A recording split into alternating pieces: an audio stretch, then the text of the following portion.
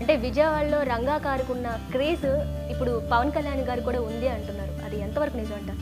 మీరు ఒప్పుకుంటారా? అంటే పవన్కి ప్రజలకు ఏదో ఒకటి చేయాలి, ప్రజలు మనల్ని ఆదరించారు, ప్రజలు మనల్ని పైకి తీసుకొచ్చారు కాబట్టి ప్రజలకు మనం ఏదో ఒకటి చేయాలని ఆ పవన్కి ఉన్న ఒక ఆలోచన ఉంటుంది. రంగా గారిది ఏంటంటే జీవన్మరణ పోరాటం. ఎంత ఎడ్జీ ఉంటుందో చెప్తాను. చైతన్యరాజు సినిమా అయిపోయింది, రిలీజ్ అవుతుంది సినిమా. అక్కడ మెడ్రాస్ నుంచి విజయవాడ బయలుదేరాం. ఆ సినిమా కోసం ఓ 40 లక్షల రూపాయలు అప్పు తీసుకొచ్చాడు. దాంట్లో కొంత డబ్బు ఇచ్చేసాం, పే చేయడం జరిగింది. కొంత డబ్బు మిగిలిపోయింది ఇవ్వాలి. నేను వేరే క్యాబిన్లో ఉన్నాను, ఆయన వేరే క్యాబిన్లో ఉన్నాను, ఫస్ట్ క్లాస్. రంగా గారు నా క్యాబిన్కి వచ్చి, సచిన్ గారు ఈ డబ్బు ఉంచండి మీ దగ్గర, రేపు పొద్దున్న రాగానే మనోడు మీకు తెలుసు కదా బాకీ ఎవరికి ఇవ్వాలి, అతను వచ్చి కలుస్తాడు, మీరు ఇచ్చేసేయండి అని. అదేంటండి మీ దగ్గర ఉంచుకోండి, రేపు పొద్దున్న మీరు ఇచ్చేద్దరు కానీ కదా, ఒకవేళ మన రేపు పొద్దున్న లేకపోతే అప్పుడు బాకీలా ఉండిపోద్ది కదా, నేను పోయినా సరే బాకీ తీరిపోవాలంతే అన్నాడు. అంటే సచ్ ఎ గ్రేట్ మ్యాన్. అంటే ఏ క్షణమైనా తను చచ్చిపోవచ్చు అని అంటూనే బ్లేడ్ రన్నర్ లాగా అలాగా మళ్ళీ పోరాటం చేస్తూనే ఉంటాడు. ఎక్కడ కాంప్రమైజ్ అయ్యేవాడు తెలుసా ఆయనకి, ఏ క్షణాన్ని ఏమైనా జరగవచ్చు అని. అందుకే ముందు చూపితే కొన్ని పనులు చేసేవాడు ఆయన. ఈ అప్పు తీర్చడం కానీ, ఎవరికైనా సహాయం చేద్దాం. ఒకసారి శ్రీహరిని హీరో పెట్టి సినిమా తీద్దామని చెప్పాను.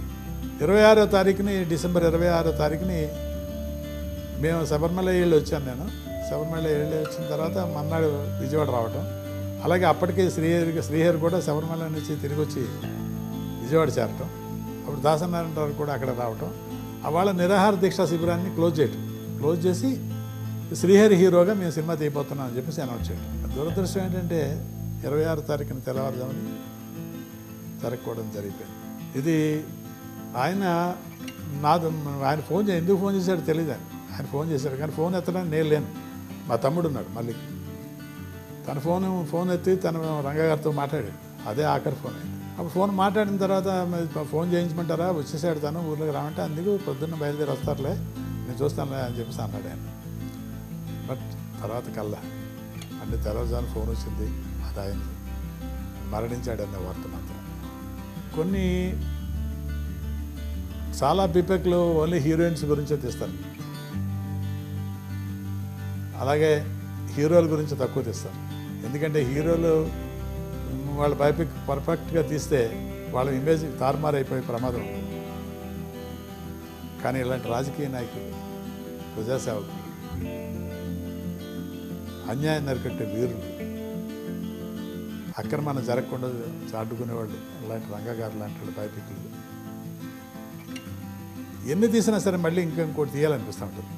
ఎందుకంటే ఆయన ఇన్సిడెంట్స్ అటువంటి జీవితంలో జరిగిన సంఘటనలు, అటువంటి సంఘటనలు మనకి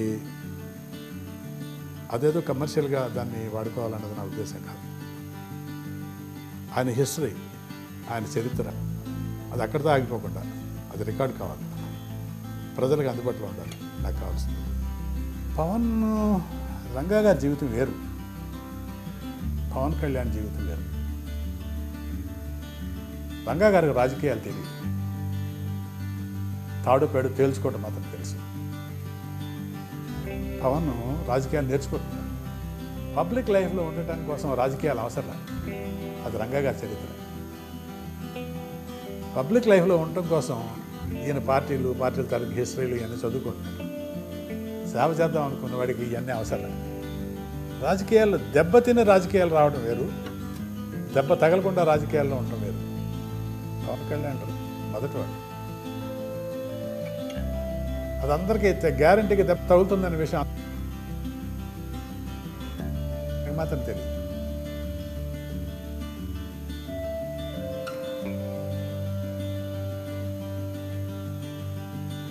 తను ఎంత బాధపడుతున్నాడు, తనకంటే ఎక్కువ కొన్ని వేల రెట్లు వాళ్ళ అభిమానులు, అతన్ని ప్రాణంగా చూసుకునే వాళ్ళు వాళ్ళందరూ కూడా ఫీల్ అవుతున్నారు. ఇంకా రాజకీయాల్లో వచ్చే రిజల్ట్ ఎలా ఉంటుంది అన్నది రాజకీయాలు చివరి రోజు వరకు మనం ఈ రోజుల్లో చెప్పలేం. సో చివరి వరకు రాజకీయాలకు సంబంధించిన విషయాన్ని మనం వెయిట్ చేసి చూడాలి. బట్ ఒక నిష్కల్మషమైన ఒక వ్యక్తి, ఉన్నది ఉన్నట్టుగా మాట్లాడేసే ఒక యంగ్స్టర్. అతన్ని కంగ్రాచులేట్ చేస్తూ wish him best of luck. ఇలాంటి మరిన్ని వీడియోస్ కోసం మన ఛానల్ని సబ్స్క్రైబ్ చేసి లైక్ కొట్టి షేర్ చేయండి.